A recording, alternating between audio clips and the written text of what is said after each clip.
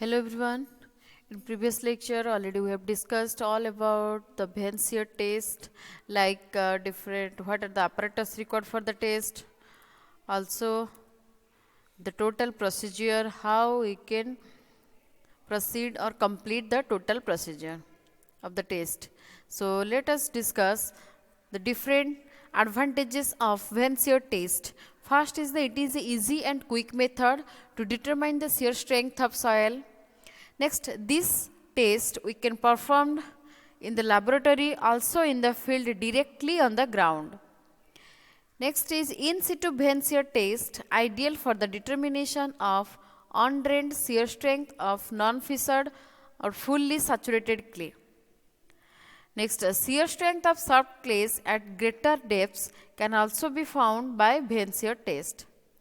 And sensitivity of soil can also be determined using Venn-Sear test results of undisturbed and remolded soil samples. So these are some advantages of this test.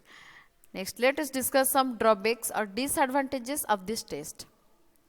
So this test is not suitable for clays which contain sand or silt. It cannot be conducted on the fissured clay. Next, if the failure envelope is not horizontal, then Venn-Sear test does not give accurate results. So these are the major drawbacks of Venn-Sear test. So next is that the torque TF at failure is found and is used for calculation of shear strength.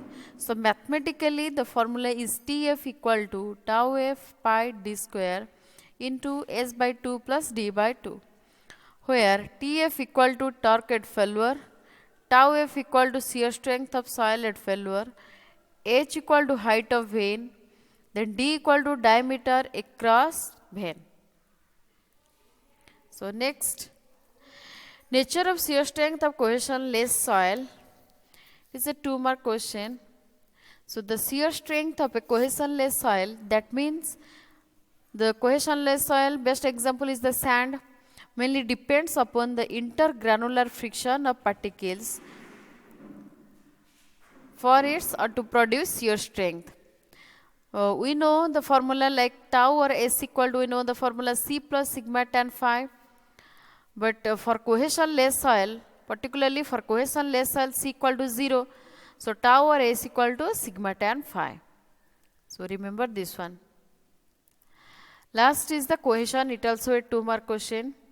Cohesion notation is C. So it is the shear strain or the force that bind together the like particles or same particles in the structure of a soil.